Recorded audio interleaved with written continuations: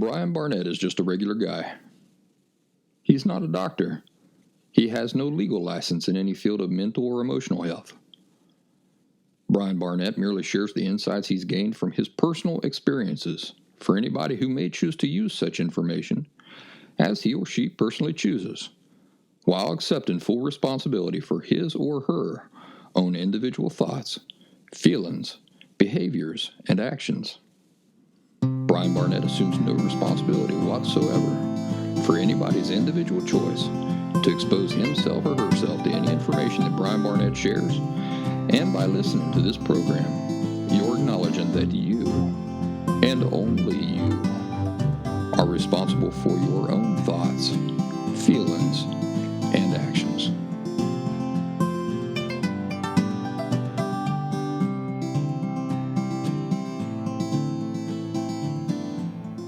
If somebody is primed to believe something, in other words, if he or she already wants to believe a thing, then it's fairly simple to persuade him or her into believing that thing. Isn't that brilliant? It's so true. This is a paraphrased quote that I stole this morning from Scott Adams, the cartoonist. Let me say it again. If somebody is primed to believe a thing, in other words, if you already want to believe a thing, then it is not difficult at all to persuade you into believing that thing. Oh boy, there's so many things that can be applied to. The first thing that popped into my head when I heard that was how when a person is living with borderline personality disorder or any emotional disorder, they walk around viewing every negative experience in their life as confirmation that they are worthless. You see, subconsciously or unconsciously, they already believe they are inherently without worth. So they're walking around just reading confirmation into everything as if it proves what they already believe. So you see, they're already primed to believe that they are without worth. So every negative experience that happens to them persuades them into believing that that is now confirmed. How about this? If you don't want to do the work to authentically recover from borderline personality disorder, so if you view it as something, let's say, overwhelming or intimidating, or if your only real motivation is to go through the motions of recovery in order to convince the people in your life that you're trying, but really all you want to do is just stop the disruptions to your preferred way of living, how hard would it be to persuade you that authentic recovery is impossible? Not very hard, would it? No, it wouldn't be hard at all to persuade you that, for example, it's all genetic, that Brian Barnett and the last symptom is a fraud, that you might as well just learn a few simple coping tricks and not put much effort into it. You see, because what is it that you already want to believe? What is it you're already primed to believe? You're primed to believe that recovery, authentic recovery, is impossible, or it's too much work, right? So what are you looking for? You're looking to be persuaded out of even trying, aren't you? You're walking around looking for anything to persuade you out of these things. So it wouldn't take very much. Somebody recently on my Facebook education group said that somebody, I think it was her husband, had come up with the excuse that I had cheated on my wife 10 years ago as a reason to discredit all my work. Of course, this ain't anything I've ever hidden. In fact, I share that detail in my life openly. And I use it as a major aspect of my work to explain how the root causes of borderline personality disorder affect us in various ways, and why they affect us in those various ways. But do you see what I'm getting at? It seems to me like this is a guy here who already wants to believe that the last symptom can't help him. Either that or he just doesn't want to do the work. And so what does he do?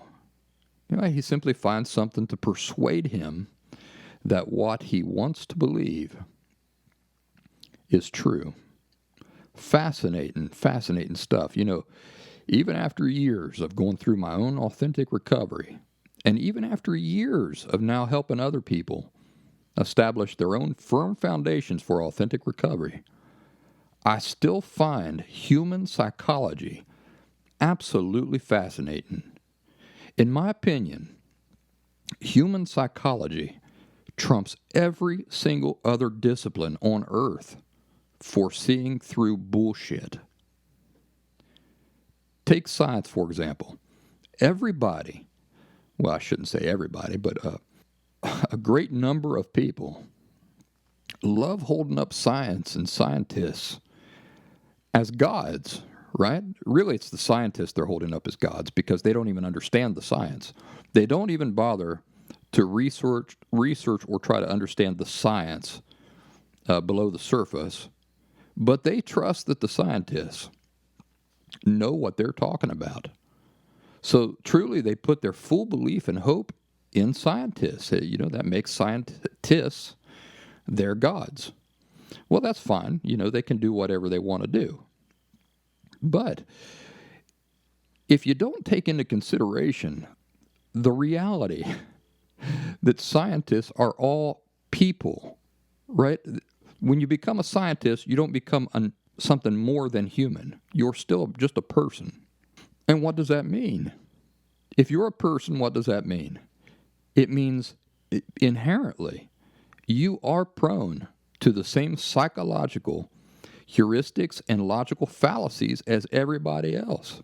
So if you don't take that very relevant bit of information into consideration, you don't include that context, you're really missing out on a major factor involved in the overall nature of the thing. So yes, data may say just what data says, but it still has to be interpreted by people. And think about the social, psychological, and political psychological factors in play. Are scientists, as people, regular victims to these things as well? Of course they are. Because, remember, they're still people.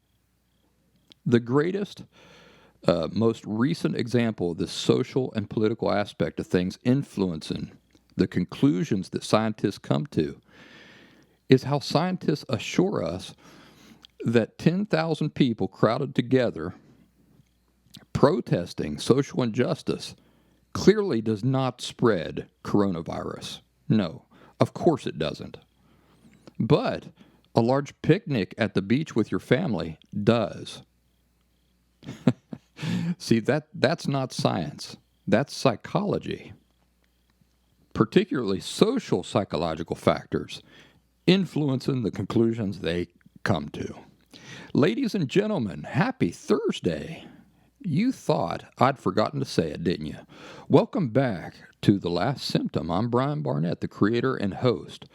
To bring all you newbies up to date, I personally had borderline personality disorder for at least the first 35 years of my life, completely unaware that I had it. And now I really don't have it. After a major crisis in my life, where I did some really harebrained things that were sort of contrary to my sense of right and wrong at the time, like cheating on my wife, I lost everything I cared about in my life. The disorder completely devastated my life. I was at they call it rock bottom. I'd say I was even below rock bottom. I then slowly worked to identify the root causes of that whole experience and permanently rid myself of those underlying causes, and something that I was successful in doing over the course of about 7 years, more or less. This podcast is part of a broader effort of mine to now help other people avoid the lies and misdirection that permeate the topic of emotional disorders, and to help them establish solidly accurate foundations for themselves upon which to begin building their own authentic recoveries. In other words, to be permanently and completely rid of emotional disorders themselves, and to finally be able to experience true emotional health and underlying contentment just as I now do. Before we move on with today's conversation, I am somewhat obligated to tell you about thelastsymptom.com, my website full of free resources. And I'm very happy for all who take advantage of those free resources. The reason why I say I'm partially obligated to tell you about thelastsymptom.com is because support for my work also comes through there. So in addition to the free resources, I also offer some paid resources, such as one-on-one time with me in the form of phone conversations and Zoom meetings. And coming soon, my intensive 2-week course titled The Last Symptom Fundamentals course will be available in a pre-recorded format for all. If you'd like to support my overall body of work, which includes this weekly podcast that you're listening to now, I invite you to leave either a one-time donation or a recurring donation over at thelastsymptom.com. And let me thank you in advance for that. For those of you who donated here in the past couple of weeks, you know who you are. And please accept my very, very sincere gratitude. Today's episode is thanks to you. So all of you out there in radio listener land, how about some applause for those who had the means and the willingness to financially support Last Symptom efforts here in the last couple weeks. If you're driving, you don't have to clap. You can just hoot and holler or something like that. That'll do the trick too. A couple of days ago, I got a notice that I never in a million years expected to get. It was from Google. And it said that my personal email, now get this, my personal email was completely full. It was totally out of space. Now, do y'all remember when Google come out with Gmail? What was the selling point for Gmail? That you'd never have to delete another email again, right? Well, let me tell you, you're being lied to because I ran out of space. Couldn't believe it. And the notice I got said that I could either buy more space or I could free up space. So I went to task, clearing up over 10 years worth of emails. Guess how many emails I ended up deleting between yesterday and today? 173,000 emails. It was taking so long that a big portion of it, I think I deleted like 60,000 emails without even looking at what they are. So I hope that doesn't come back to haunt me, but I deleted 173,000 emails. This is not an easy job because you know that scattered in there among all that junk mail are emails that you genuinely want to save. So it's a little tedious. Well, let me tell you, while I was not happy at all about being obligated into that work that took me 2 days, I had other things I was wanting to get to, but it just can't go without the ability to receive new emails. So it was something I had to take care of. But although I got thrust into this project unwillingly and at an inconvenient time, let me tell you, it really turned out to be a blessing in disguise. Your email and everything that's in it is amazing. It's a real-life time machine. So I got back to around 2010, 2011, 2012, and started coming across all of these old emails from before my borderline personality disorder crisis and during my borderline personality disorder crisis and immediately after my borderline personality disorder crisis and even in the years following. And that, to me, was just fascinating. My goodness, how absolutely ignorant I was. What a poor, pathetic individual I was. No, I shouldn't say that. What a poor, pathetic foundation of perspectives I was living with back then, and how poor and pathetic my behaviors and my manipulations and my thinking were back then. That's the correct way to say that. Someday soon, I may share a few of those old emails with you. I may just read some of my old emails, unedited, just to show you how far, just what a difference 10 years makes and what a difference authentic recovery makes. Also, there was a woman that I was sleeping with back then, and I might share some of the emails from her, of course, without giving away anything that might indicate who she is, but she was an absolute wacko. And I shouldn't say that either. She wasn't a wacko, but she was certainly emotionally unhealthy. And it's pretty apparent just by all these old emails, just how emotionally unhealthy she was. Now, I haven't talked to her for a long time, so maybe she's done some work on herself, and the past is the past. But at that time, she certainly was extremely emotionally unhealthy. And here I was extremely emotionally unhealthy too, but I was at the beginning of my journey toward authentic recovery. So I was learning things. I was conscientious, I reckon I could say, of the things I was doing. I was trying to understand why I was doing them.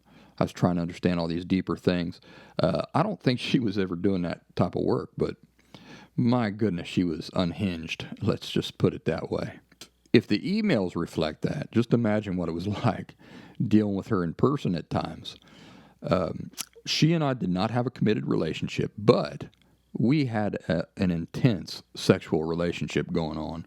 We had a lot of sex, and truly, insanely good sex, too. Because of that, I was willing to overlook an awful lot of wackiness and instability for that. It's funny, but it's not funny. So I may share some of that story in the future, and some of those back and forth emails. I may have to edit a few of those because, my goodness, they were, well, let's just say they weren't made for Saturday morning cartoons. But anyway, I just wanted to share that with you, that I went through a ton of old emails from 10 years ago, and it was sort of a treasure trove. I was up until 2 a.m. just looking them over and remembering as if it were just yesterday all these things. It really did transport me back 10 years ago. I don't even know how to describe it. I could smell the smells. It was like I was there. All these things, and it was kind of nice. It was like I got to spend time with my ex-wife.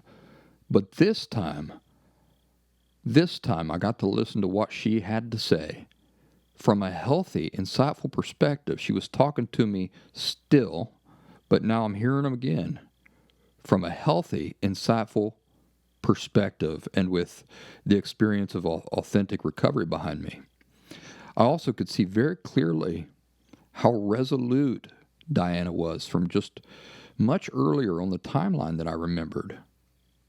And, there were some memories, the way certain things went down in detail, that the details had kind of faded a bit as far as when they happened, when she said a certain thing to me, when a certain thing occurred.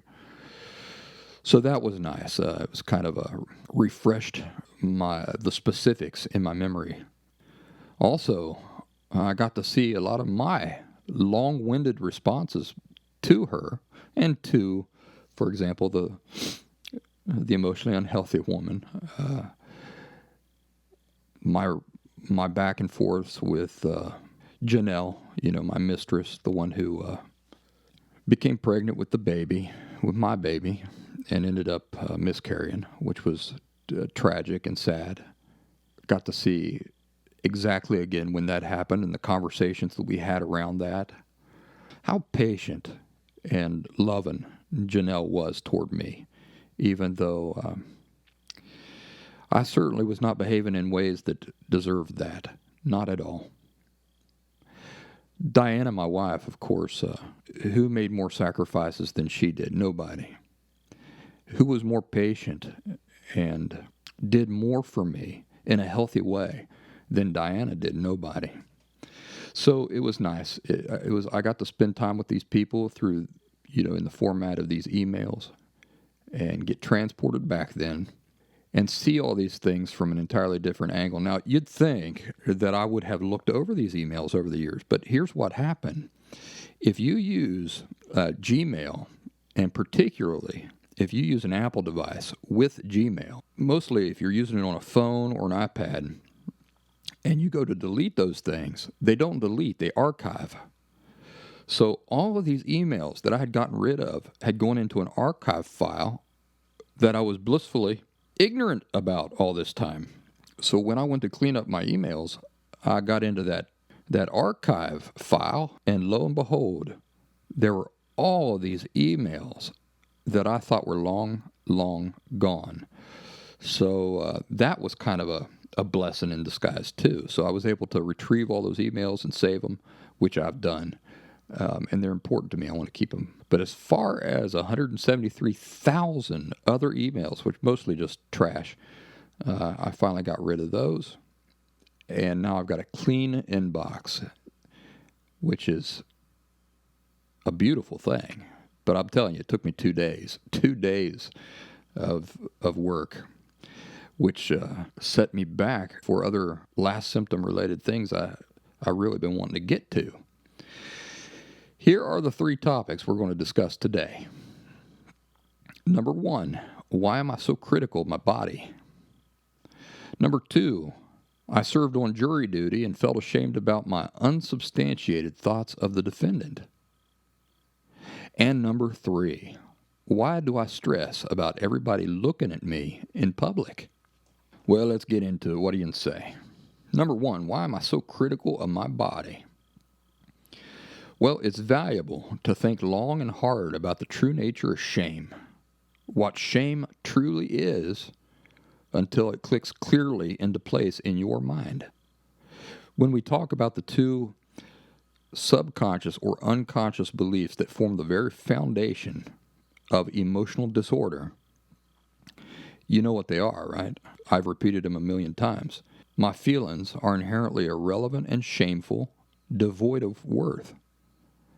And I, myself, am inherently irrelevant and shameful, devoid of worth. I got a message the other day from somebody who said, that's not true.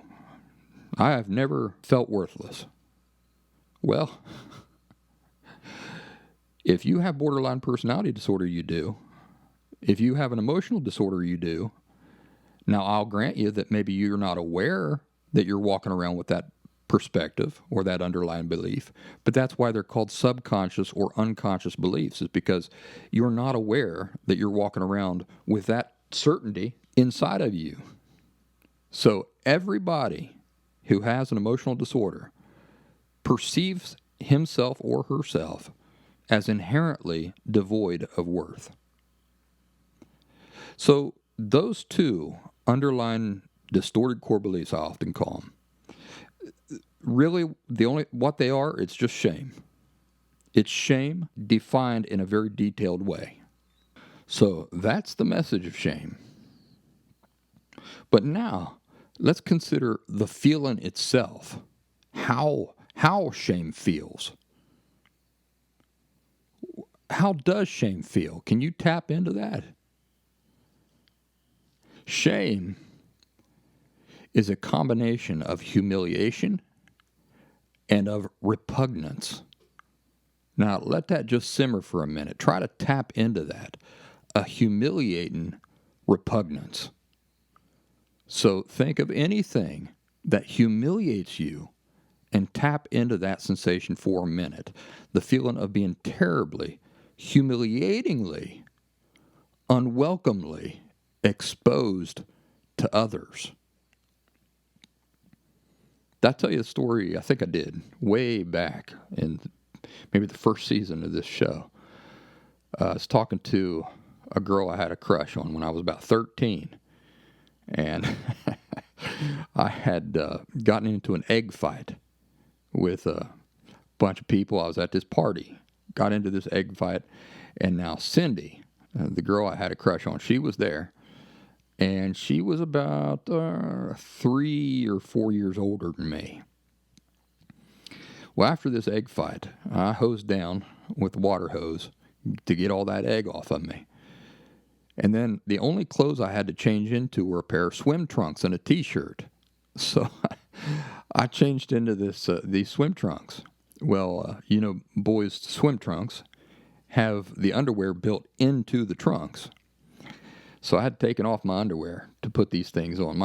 I had to anyway. My underwear were soaked just from the activities of that party. So I got these swim trunks on, and at some point I went over to talk to Cindy, and I'm standing. They're sitting on a couch, her and two of her girlfriends, and I'm standing in front of them talking to them. I don't even remember what I was talking about, but my friend Jason come up behind me and whoop, grabbed my swim trunks and pulled them straight down to my ankles.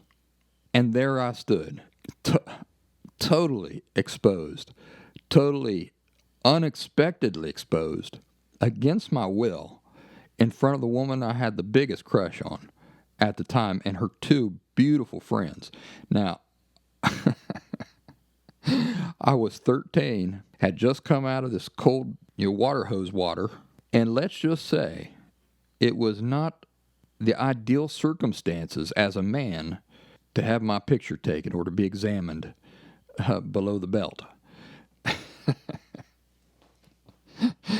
And what I remember about that is just the horror, just the shame and the horror washing over me.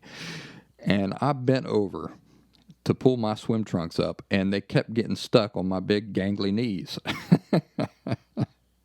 So I got a hold of them, and I was in my horror and terrified state. I'm just trying to get them up to cover myself up, and they kept catching on my knees.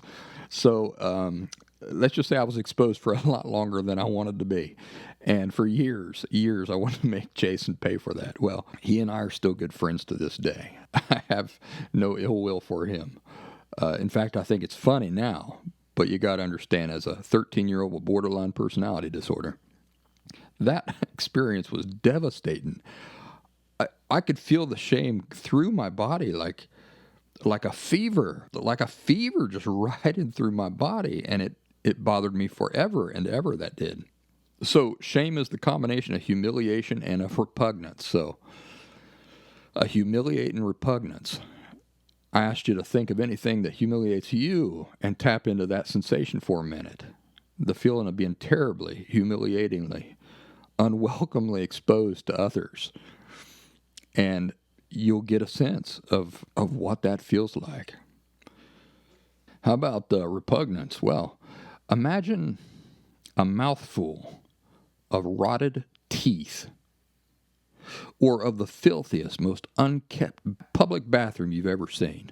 Remember how repulsed you were at the thought of your shoes even touching that floor. Utter repugnance. So now we've considered humiliation and repugnance. Borderline personality disorder. Subconsciously, at the root of that is the attitude of these two feelings combined and directed inward toward ourselves, as well as toward our very feelings. Think about whenever your feelings, your true feelings that you did not want to share with anybody, was put on display for others, and how you felt. You probably felt, like I did, bending over to grab my swim trunks and try to get them up over my knees. Panic, right? Just, God, such repulsion at yourself, at your feelings. This weakness, this humiliating weakness that exists inside of yourself. Now, note the subtlety. We're not talking about merely feeling humiliatingly repugnant. It's deeper than that. It's the subconscious certainty that these feelings are appropriate for what our inherent state is, right? Because what is the shame, what is the belief system we live on when we have an emotional disorder? That we are inherently devoid of any natural worth, right? So you take everything away from us, our car, our hair, you take away the nice clothes we're wearing, you take away our friends, you take away the things we have, you take away our accomplishments, and what are we left with? We're nothing, right? We're nothing. We're just an empty shell. We have no inherent worth just on our own. All of our worth has to come from other things, from external things. So people with emotional disorders perceive that as their inherent reality, right? Their inherent state. Now, earlier this week, I discussed the importance of understanding the nuance of the word inherent. It means the very nature of the thing. So that the descriptive term used for that thing is a natural part of what simply makes it what it is. So, for example, fire is hot. Hot is an inherent quality of fire, right? You're never going to find cold fire. So now let's go back to the point. Borderline personality disorder is feeling that one's own identity and one's very feelings are shameful in a way that is inseparable from them. So their very feelings are shameful in a way that is inseparable from what their feelings just are. They themselves, as people, shameful is a descriptive term that is inseparable from what they simply are. So you take the nuances of the true nature of both these things together, and you begin to get insight for what this implies. Looking at yourself and hating your body comes as no surprise whatsoever. Inherent, shame, understanding these two words below the surface, truly understanding the subtle nature of them and their implications is extremely useful for drawing all the conclusions people need for forming a bigger, more comprehensive understanding about how this disorder manipulates you. The question is, why are you so critical of your body?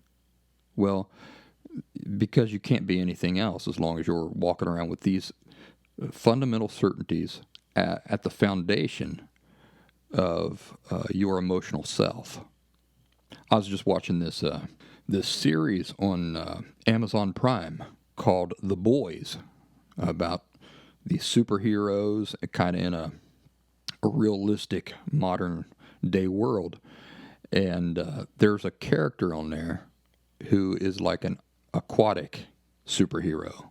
You know, he can speak with fish and that sort of thing. Half of the first season was about him. He has gills on his body, so not on his face, but he has gills like a fish on his torso. And I thought it was fascinating. A lot of the show dealt with his insecurities about anybody seeing these gills, even women. So he'd be with women, but he'd be insecure and wouldn't want them to see the gills. And the women loved it. They thought it was the coolest thing in the world. They thought it was sexy and everything. But he could not enjoy it because of his own perceptions toward himself. So it's nothing unusual if you feel insecure about your body. It's very unlikely that anybody you're with even cares or notices or even thinks about those aspects of your body like you do. Believe me, and I'm saying this with no uncertainty whatsoever, no matter what the case, you're definitely a worse critic over anything involving your body than anybody else could possibly be. And as you advance in your authentic recovery, those insecurities are going to fade to nothing. They're going to go away, right? I had certain insecurities too about my body. And let me tell you, at times, I've been in almost movie star shape. And I still had things, but I was feeding those insecurities, nobody else was. And thinking back on my experiences, I wish I could go back in a time machine. And I could go back and say, that zit on the end of your nose is not going to make her like you less. She knows it's going to go away in a few days and stuff like that. So nowadays, I'm pretty secure. Even the things that I wish were better, let's say. And no, guys, I ain't talking about the one-eyed lizard. I'm talking about, moles and muscles and the lack of a six-pack and stuff like that. Really nothing to get too bent out of shape about. So today I'm pretty secure in those things. All right, on to the next one. I served on jury duty and felt ashamed over my unsubstantiated thoughts of the defendant. Here's my reply to that. We're not really talking about thoughts. So let me read the question again. I served on jury duty and felt ashamed over my unsubstantiated thoughts of the defendant. Well, see, we're not really talking about thoughts. We're talking about feelings here, not thoughts. The person felt a certain way, right? And then felt ashamed about how they felt. So the person is confusing thoughts for feelings and vice versa.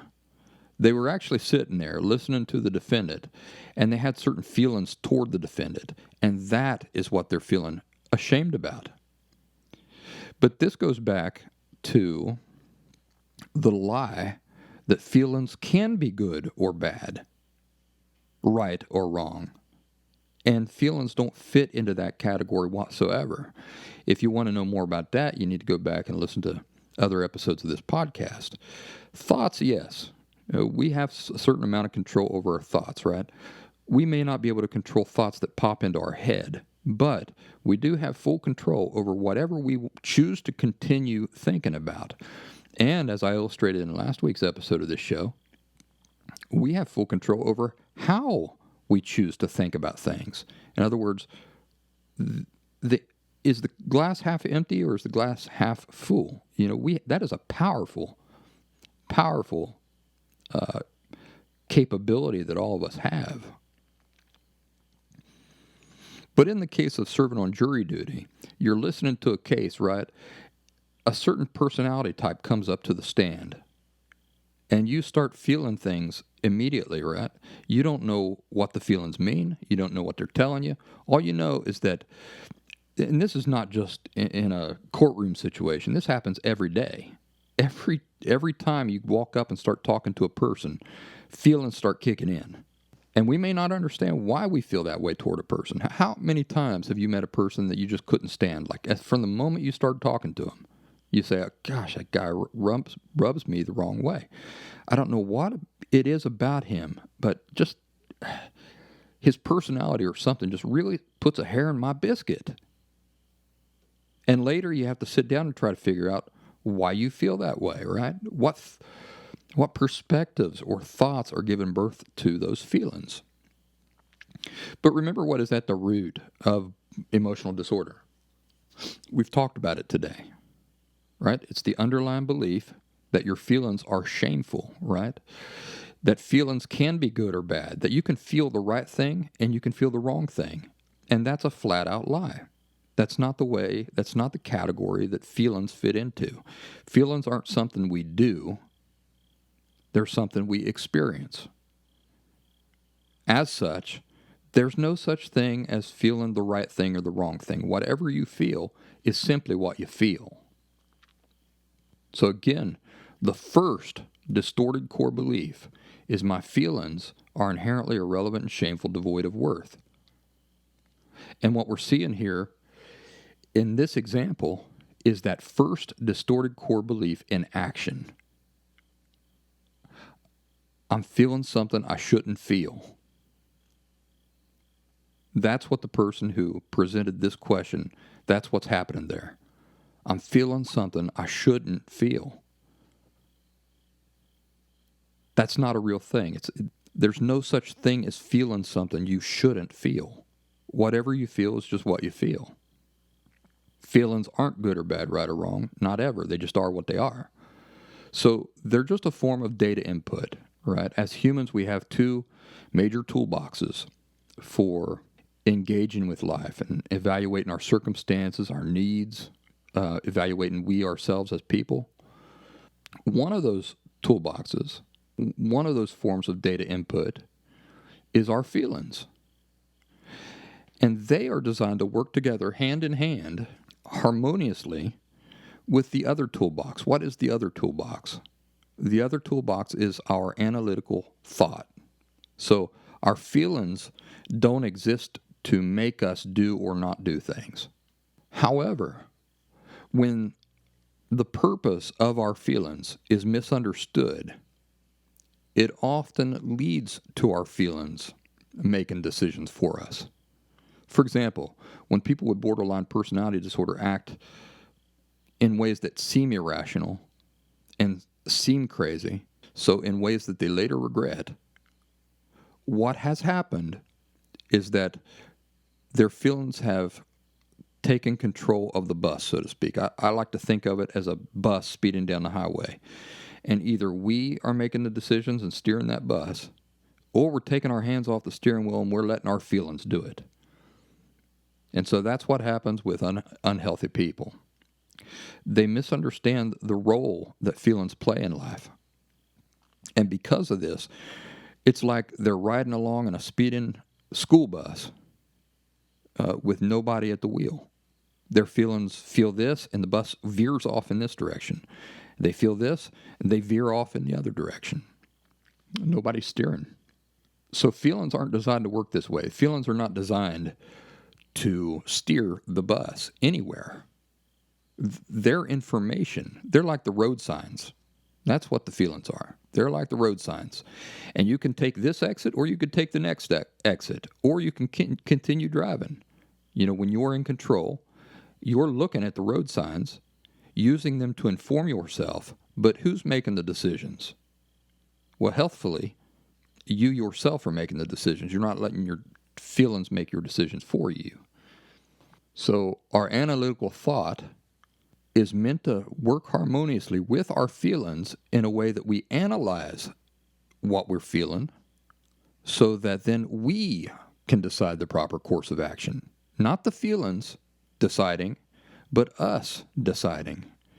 And in the past, I've talked about feelings being like an advisor, right? Powerful people use advisors all the time. There were advisors back in ancient Egypt. You know, the pharaohs had advisors. But just because an advisor says, Pharaoh, here's my counsel to you, the pharaoh doesn't have to do what the advisor says, but he does take it into consideration, doesn't he? But ultimately, who makes the decision? Pharaoh, not the advisor. So if you think of your feelings like that, that'll be very useful to you.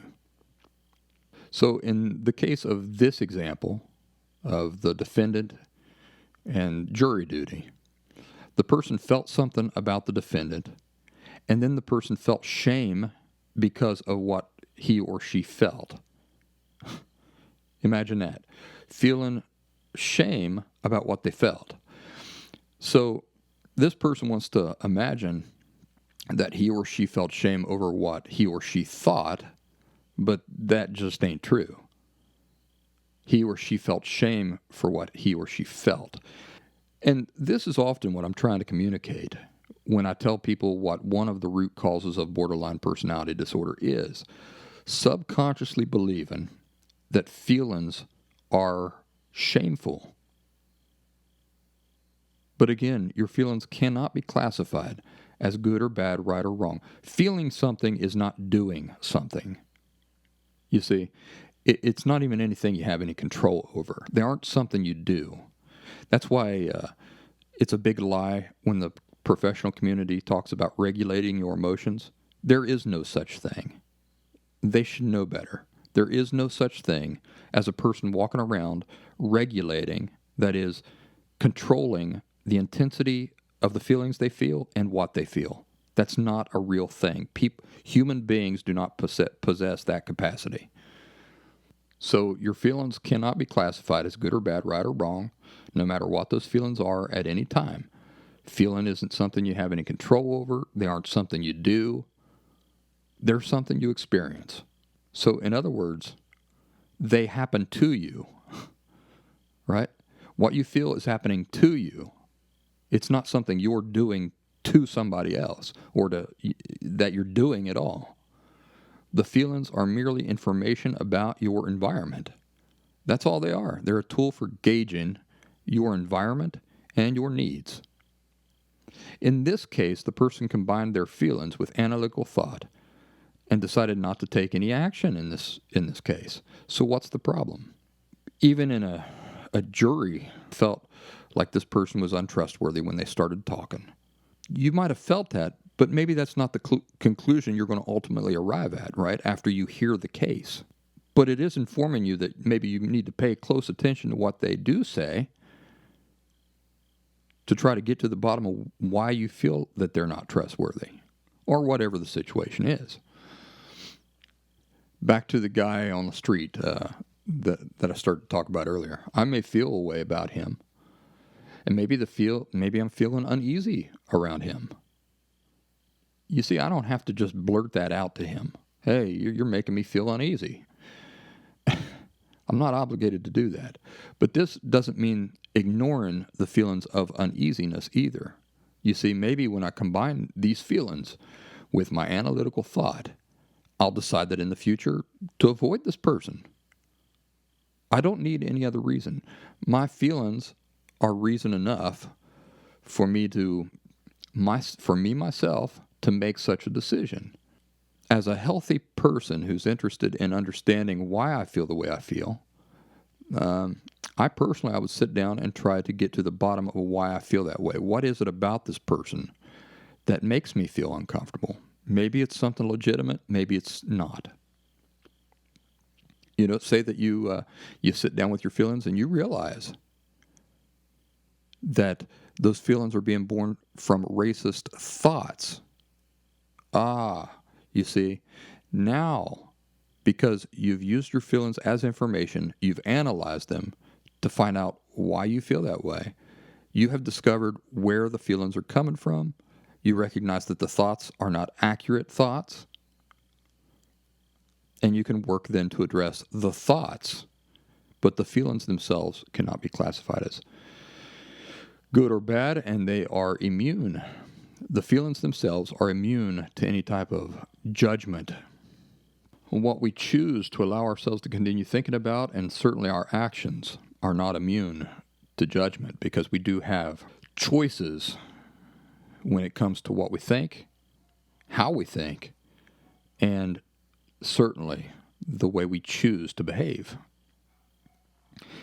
All right, the final one. Why do I stress about everybody looking at me in public? This is going to be tightly related to the first one we talked about being insecure about one's physical appearance. Do you know that, first of all, if you are really attractive, people probably are noticing you when you come into a room? You know, you hear these people say, oh, come on, nobody's looking at you, or nobody cares, and oh, come on, it's all in your head. Well, it might be, and it might not be. If you're really attractive, people probably are noticing you when you come into a room. I notice beautiful people all the time. It's just the curse of beauty. People will be drawn to look. If I'm driving down the road and I see a beautiful woman jogging by, believe me, I look. But here's the thing. When you walk into a room, and if people really are noticing you and looking at you, here's what's not happening. They ain't looking for your defects. And that's what this is about. All right? Let's say that again. If people really are looking at you when you walk into a bar or restaurant or wherever, the thing they aren't doing is looking at you trying to find your defects. And that's what this is really about. The terrible self-consciousness of believing that the reason people may be looking is because they want to find your defects. And this is the second distorted core belief at work. I, myself, am inherently irrelevant and shameful, devoid of worth. Because you see, if you subconsciously or unconsciously believe this about your inherent state, then you are also subconsciously worried that others will notice it too if they look hard enough. And you're convinced that they are actually looking for it. So I understand about having a nice body and being attractive and the desire for that. It's nice. I'm currently on a real health kick myself, trying to get into a workout routine. You know why? Because I'd like to look nice. I'd like to be in good shape. I'm not that much out of shape, so hopefully it won't take too long. But I would like to look nicer than I do. And in the past, I've been in almost movie star shape myself at different times. I also acknowledge that I'm not hideous to look at. In fact, there have been times when I was astonished at how many women were attracted to me. And I took this as a pretty powerful bit of evidence that, I was an attractive person. And this is not a lack of humility by any means, me talking about this. My talking about this has a greater purpose, and I hope everybody will overlook it and tolerate it in the interest of the point I'm trying to make. Here's the point. None of that mattered. Do you see? It didn't matter how attractive I was while I was living with borderline personality disorder. It didn't matter how ripped I was. It didn't matter how beautiful I was at certain times in my life, as long as I had borderline personality disorder. So the stress you feel from the possibility of people looking at you in public is not rooted in your looks. You may mistakenly think that it is, but that is not where this stress is coming from. We know it because even people who are certain that they are attractive, who also have borderline personality disorder, feel the same stress. I used to walk around tight, my body tight, always having to be standing in a perfect stance, having my body erect in just the right way, constantly worried about what other people were thinking about me when they looked, and being terrified of revealing any negative physical aspect about myself. Emotionally healthy people don't do this. I don't do that anymore. And why is that? Well, because they live with the exact opposite foundation beliefs that people who are emotionally unhealthy live with. So if emotionally unhealthy people live with the idea that they don't have inherent value, then where does it have to come from? It has to come from external sources. What are they walking around afraid of? Other people are going to realize this. Other people are going to realize if they look hard enough, they're going to discover my deep, dark secret that I don't have value. The exact opposite of that underlying erroneous lie is I do have inherent value. Now, what's a person who knows that they have inherent value? How's that person walking around? Are they walking around dependent on external sources of validation in order to feel okay about themselves? No, they're not, because they themselves are making themselves feel all right about themselves. You see that they themselves are supplying that validation. I have value. I don't need to do anything to earn it. I just have it. So that person's very secure. What are they not walking around fearing? Well, a person who has inherent value knows that their value, their worth, is an inherent part of them. They're not walking around thinking that people are looking at them, trying to find some sort of defect. Because you know why? They don't care. They embrace their defects. A defect does not take away their inherent value, the same way that a defect on an ice cube does not take away its coldness. As long as it's an ice cube, it's cold. Well, as long as you're a person, you have value. So the people who live with this as their emotional foundation are very secure, and they ain't walking around thinking, oh, that person's looking at me, and I'm terrified because they're going to find something that is going to reveal that I'm worthless. Why would they even suspect that? They don't. Healthy people don't even walk around with that fear at all. Why would they? You only walk around with that type of a fear if beneath everything you believe you don't have value.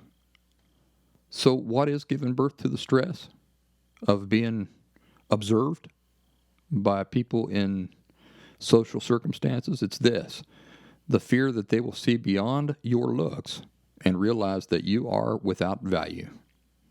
So do you understand that a person who perceives himself or herself as being inherently without value, from this perspective, all of the good looks in the world cannot change the reality, the false reality, that is the reality that they, as they perceive it, underneath.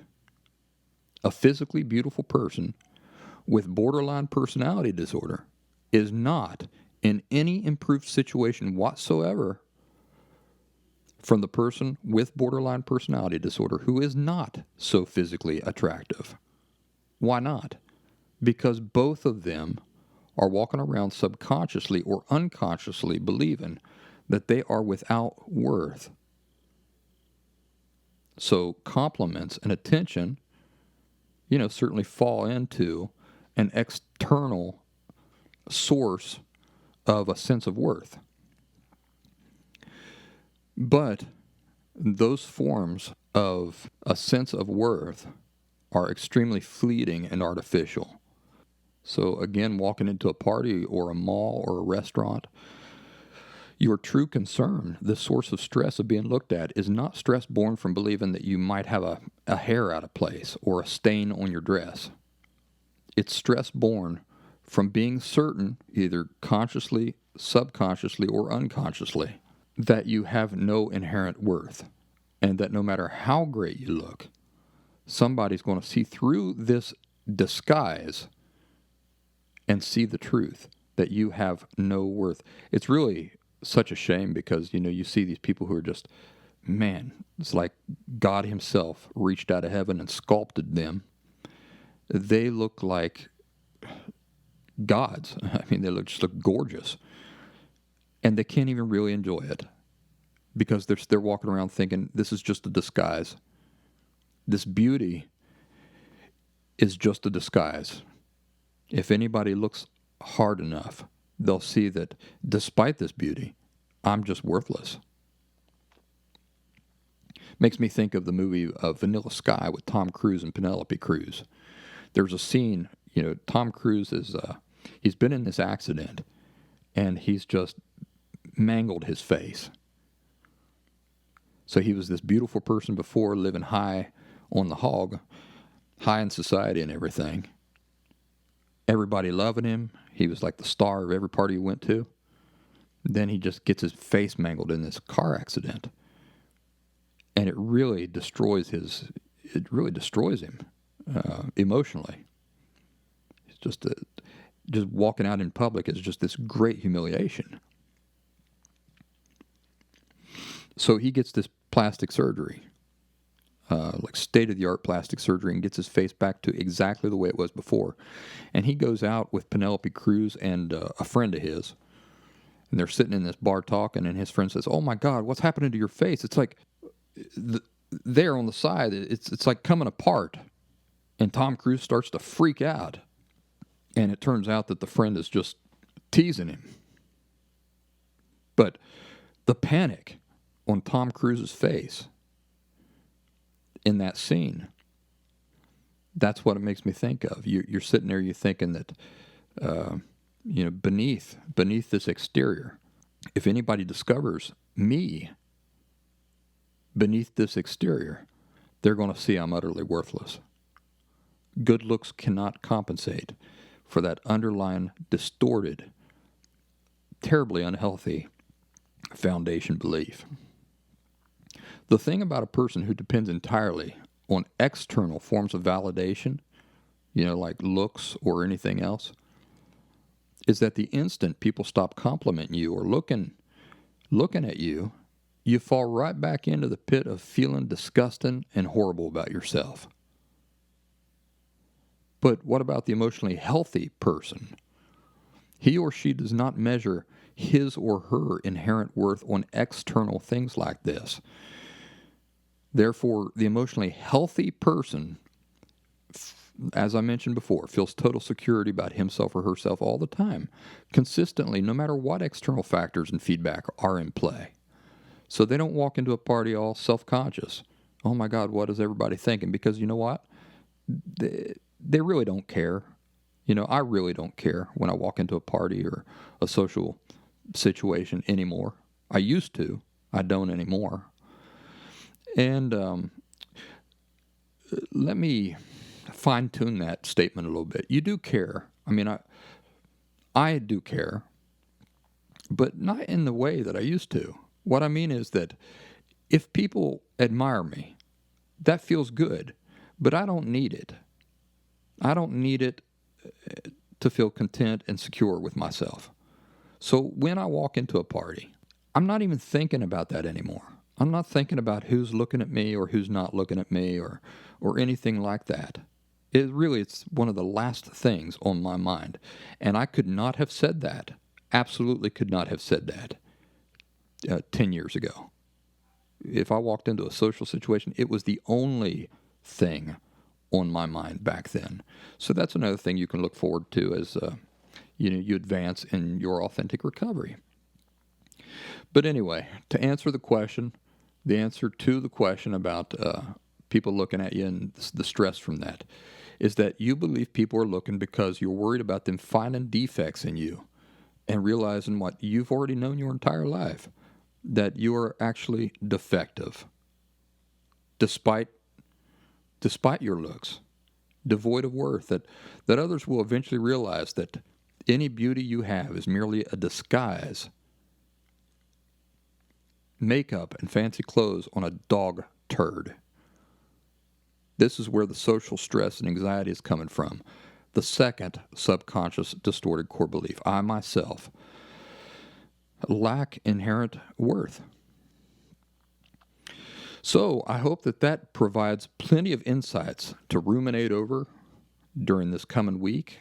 Before the week gets here, of course, we've got the weekend. So I want to encourage you all to do something nice for yourself. And remember why we do that. It's because the disorder makes you not like yourself. Now, there may be things about yourself you do like, but fundamentally, you don't like yourself. A person who views himself or herself, as devoid of value is not walking around naturally liking himself or herself. So we're trying to get you from not liking yourself to truly liking yourself in a genuine way. And so I'm trying to get you into the habit of treating yourself just like you'd treat anybody that you genuinely like. You're patient with anybody you genuinely like. You're compassionate with them. You're willing to stop and put their failures into context and not pile criticism on top of them because you want to see them do well. And you know that they're trying hard, so you want to encourage that, right? So this weekend, just like you do for anybody that you genuinely like, just do something nice for yourself. It doesn't even have to cost money. And I promise that I'm going to try to do the same as I continue to whack away here at getting the Last Symptom Fundamentals course, the pre-recorded version, prepared and ready for y'all's enrollment. I think it's going to be tremendously beneficial to everybody. So I'm excited about it, but I don't want to rush it at the same time. I want to make sure that I address all the things I want to address, and I do it in a thorough way that so that when you take the course, you say, man, this was worth every penny and $1,000 more. Ladies and gentlemen, I appreciate you being here this week. This is Brian Barnett signing off. As always, thank you very much for listening.